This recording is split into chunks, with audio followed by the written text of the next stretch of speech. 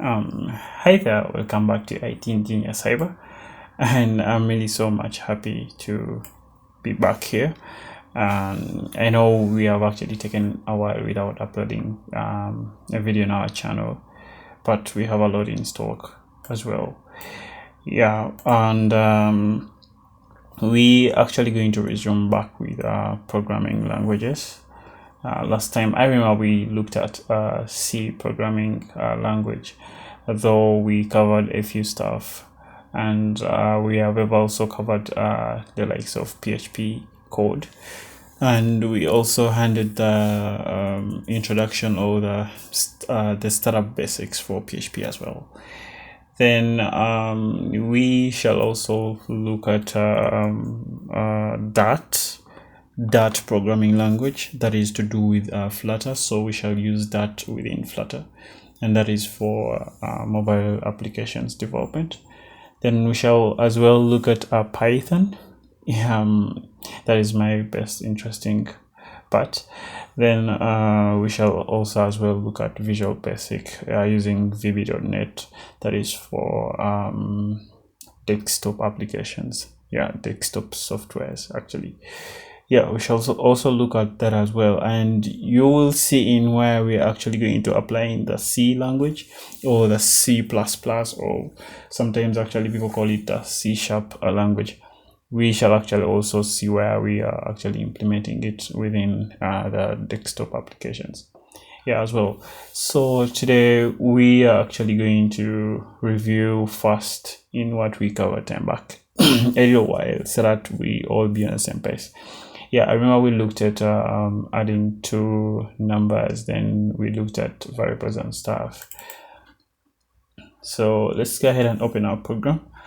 I guess everyone has this program because I provided it in the description of this very video and all the previous videos. It's always there on our website, that is itgeniussite.blogspot.com. I provided it up there, and we have the pro version is also there as well. So today we shall go with a blank file and to peruse through about what we looked at time back. I remember us looking at variables, how to declare them. Then we did declaring variables of ints. We looked at float. Then we looked at characters, or what we call string values, because for all string values we use the char value. That's how I pronounce it. I don't know how you pronounce it. Yes, I actually. Then we looked at how to store values, another int, because we did a system of how to add two numbers. I think right now you can do a system how to subtract numbers, how to add numbers, how to define numbers, how to actually deal with different arguments. But today let's try out a system in case you're actually given complex formulas and you're actually interested in breaking them down. So each and every formula that you're actually given, maybe say in mathematics actually, you can actually break it down in code and get the value, create your own system to actually execute the code. So from then you doing actually more practices will actually help you maybe build more good systems as well. So we shall actually do a program today.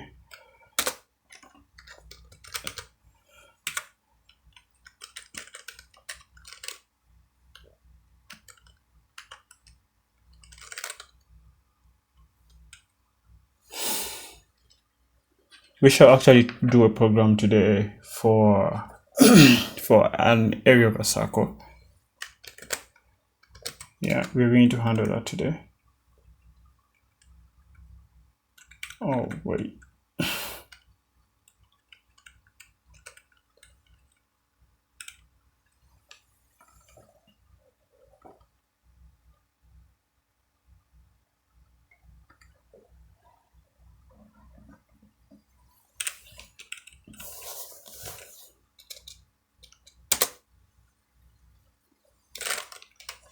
Okay, sorry about that. So I shall call out my main function, then give it a return value here. Return value of 0. So I shall do a program that prints out printf, that is to this front screen. I hope you remember that. And I'll put my new line, new tab, that is start and the end, just not to congest my outputs. So I'll put here a system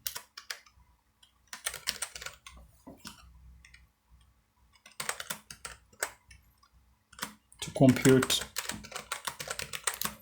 area. Oh, sorry. Area of a circle. Area of a circle.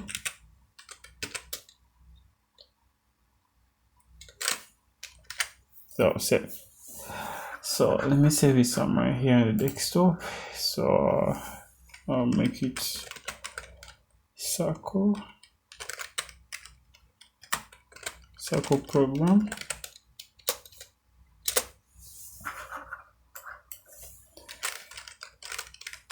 Now name it area. Sorry.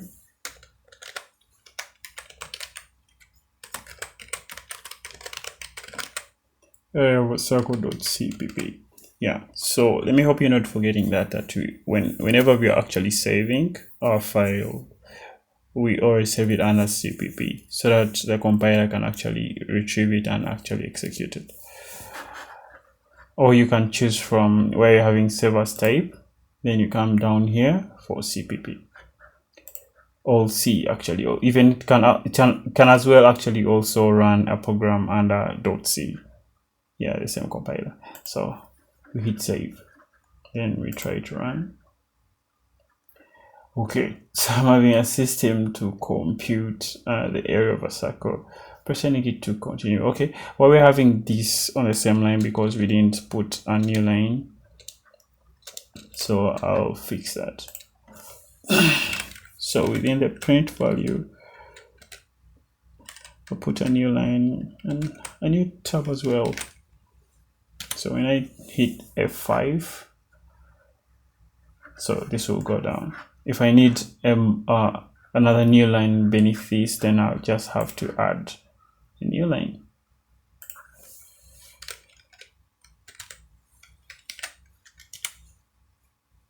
Like that. Okay.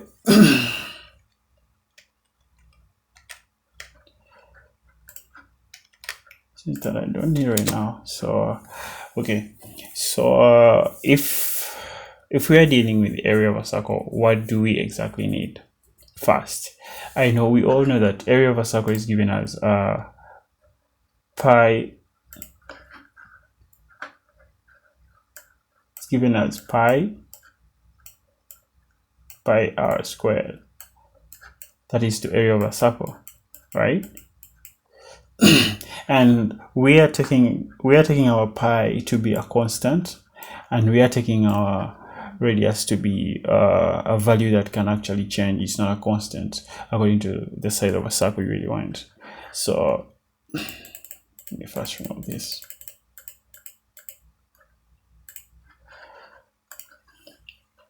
So that means if I'm actually getting my variables, first of all, I need a radius. I need a pi. Then I need the entire answering of the area of a circle, or result. Let me call it result. Okay. So in my declaration, I'll have an integer, because if I'm to declare area of a circle, I'll use an integer because it's not having any decimal point within. Then for pi, I'll call it float. Remember we talked about float? Yeah, float is that value that has a decimal point within it. So I'll declare pi, and I'll call out for float for the result. For the result as well. Okay. Yeah. Let's try to save that.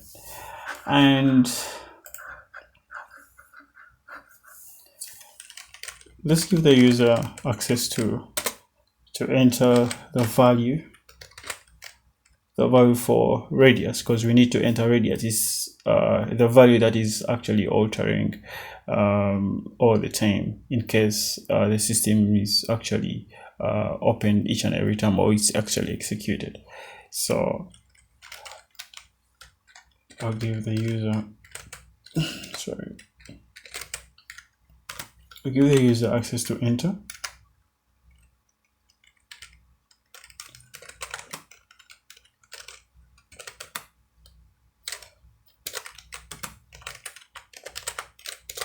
Into the radius.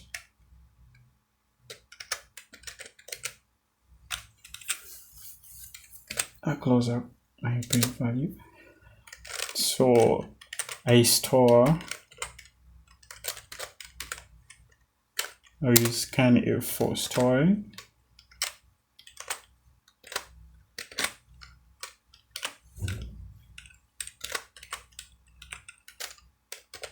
And I'll store it under radius.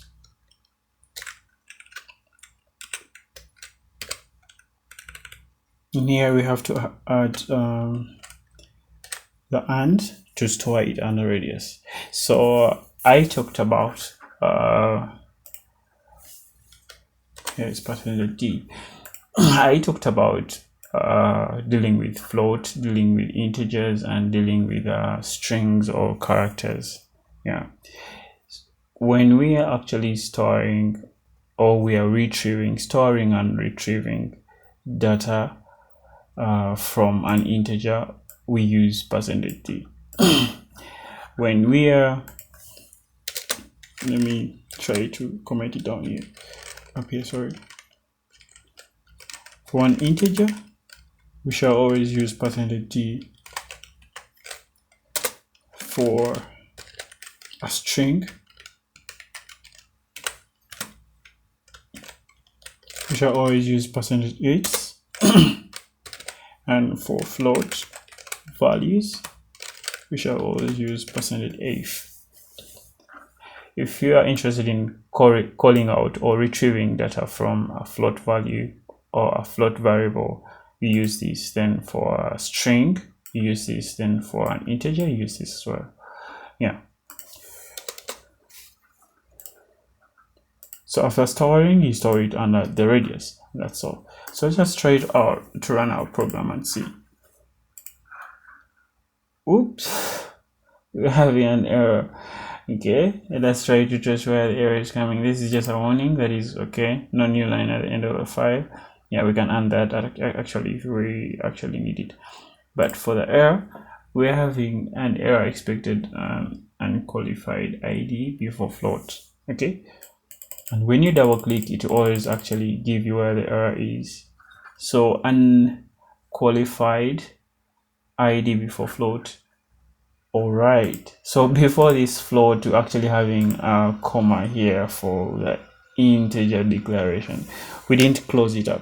We only use a comma in case we had more integers to declare. Maybe say I had another integer to declare. Maybe say it was say fnum, snum, any value, and I was going to use it elsewhere, or I was going to use result here, or result 2. I can use that spacing over a comma. So these are all variables, but they are all under int. They are all under int value. But you can't end with a comma at the last end. You have to close up with this. That's what it really means. Like, So try to roll back. I'll try to just erase this. So what we had to do is just close up like this. And this is an example of, yeah, like let us just use this. I think we have float as pi and we have float as result. So instead of just repeating float each and every time, all the time you're declaring a value and it's of a float, you don't need to write float. Yeah, this is just repeating yourself and making a bunch of code which is actually useless. So what we always need to do is that we remove this and we come to float. We remove that, put a comma that we are actually passing in another variable under float. So we shall call it result. We shall call it result. Then we close up like that. So when I save, this has to work. So you come here and run. You may not see me clicking here because makes and runs you can use F5. So I'm just pressing F5 on my keyboard for the auto run, so it runs out like that. So I system to compute an error circle. Let me try to refresh this heading. So I'll copy up this, put it here, then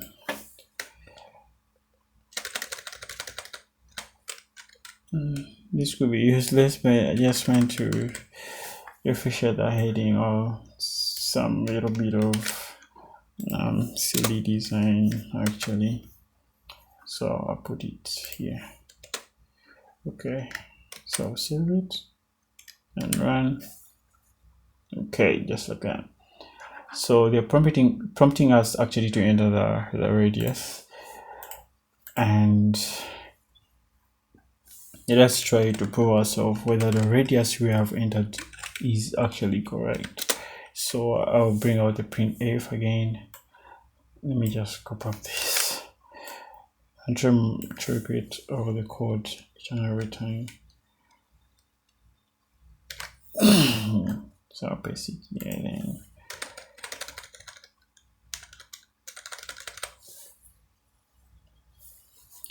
So radius, I'll say radius equals. So I'll call out for the radius that I've stored and our variable. Then I'll call out using %t. %t. Then after the parentheses, I'll have to assign a variable R that is stored in R. So print out the radius %d which is stored in R. That's what it really means like. So I'll save here and I'll run my program. So let's say that the radius is 2. Hit enter. So radius entered is 2. It has to reflect with the int value that you have entered previously. So to test with a different value, 45. The entered radius is 45. That is okay. Okay, so now let's go ahead, and since that we have actually got to know how to deal with the radius, so now we can actually print out the entire result. And if we are to print out the entire result, we need to actually identify the formula that is actually going to print out the entire result. Remember we did an area of a circle as pi r squared, so we shall need the result to be the result we declared up here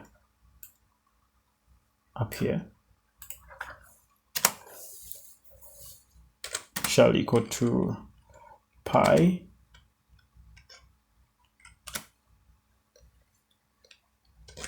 times r squared.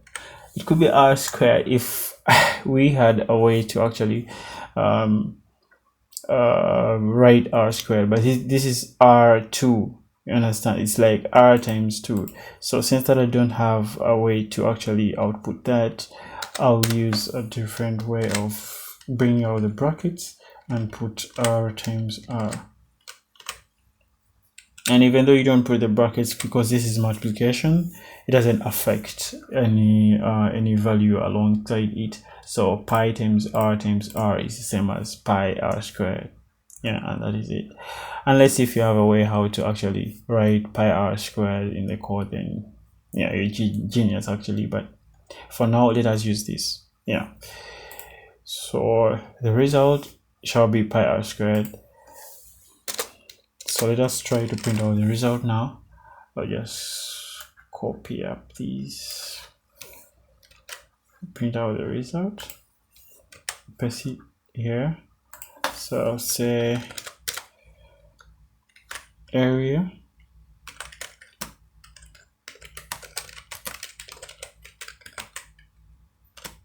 of the circle shall give us percentage if now, because we declared the result the result, which is the area of a circle, as a float value, right?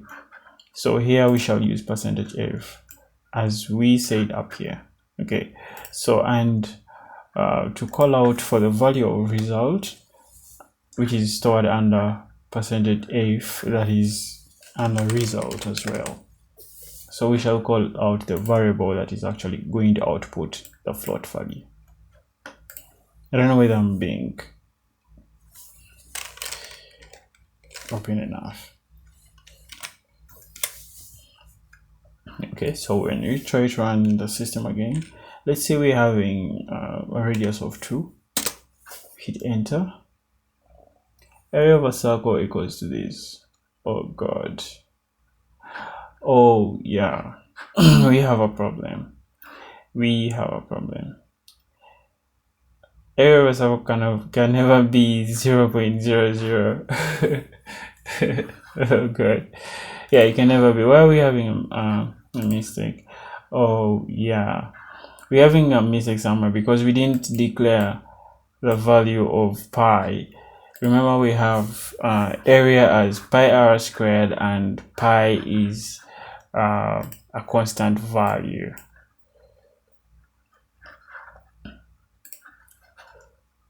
Pi is a constant value for pi r squared.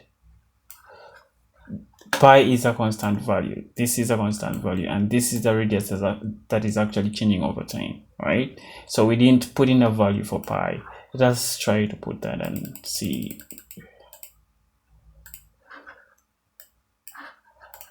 So when I was declaring pi, I had to assign it to a value.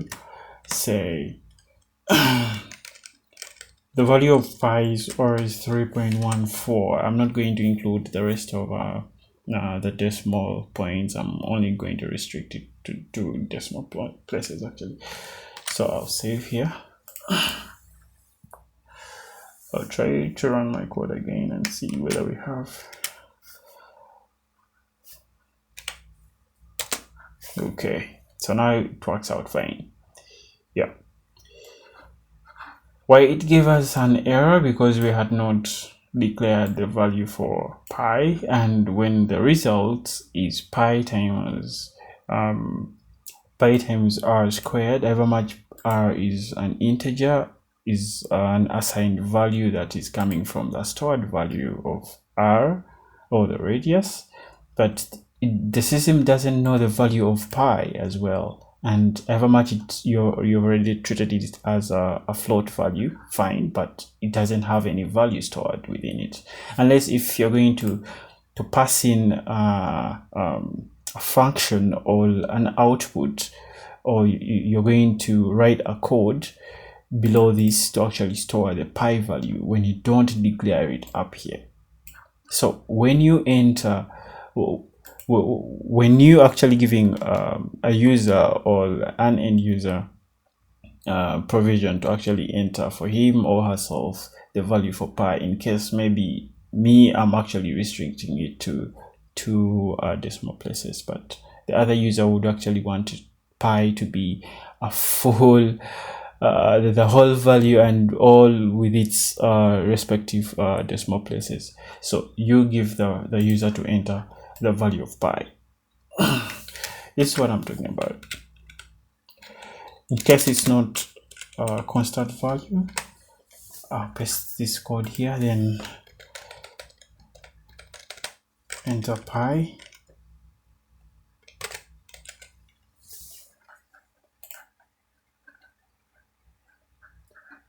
So let me cut this.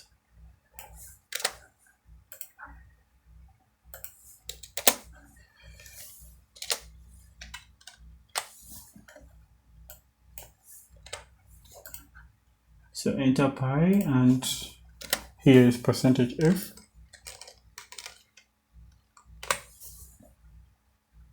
and I'm storing it under pi. So that means if I remove this, we have to be still correct. And if I need to check my value for pi that I've actually outputted, I'll come and put it here. So the value for pi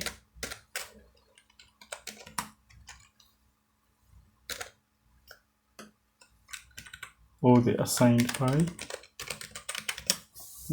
pi equals to %f. Then I'll still come here and say that it's saved under pi. Yeah. So don't mind about this, that this has to be the same as this. No, I can still call it capital P, but here it has to be the same as the declared value.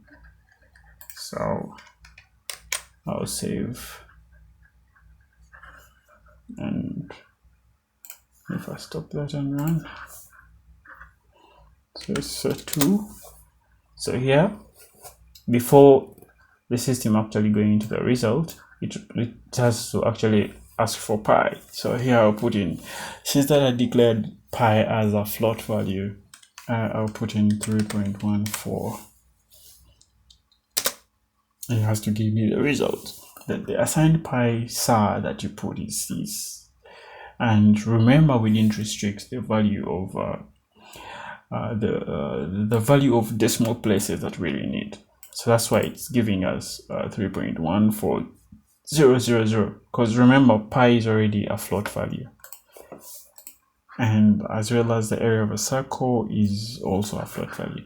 So this was just to illustrate in case we don't have an assigned value here.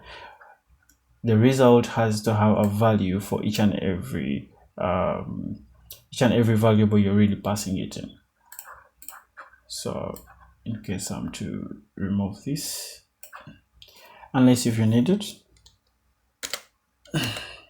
that is to illustrate.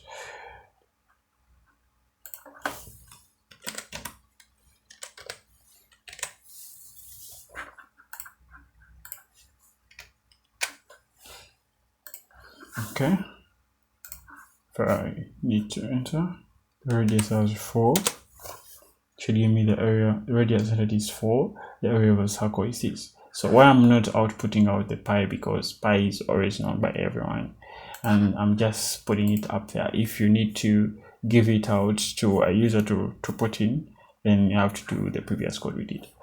So without that, then something else that I wanted to explain is about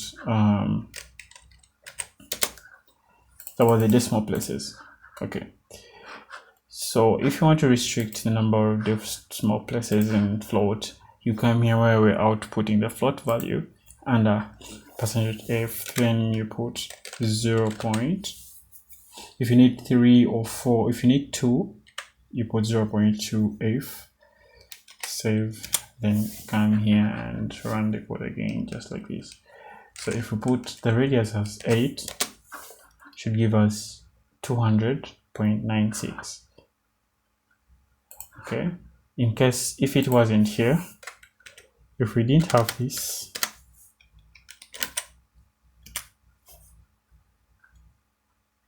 we would have a radius of 8 would give us 200.960007, just like that, to its maximum value of decimal places. But if you restrict it to maybe one decimal place, we shall put 0.1. And when we run our code again for the radius of 8, it should give us 201.0. Remember, for the previous value of 2 decimal places, it had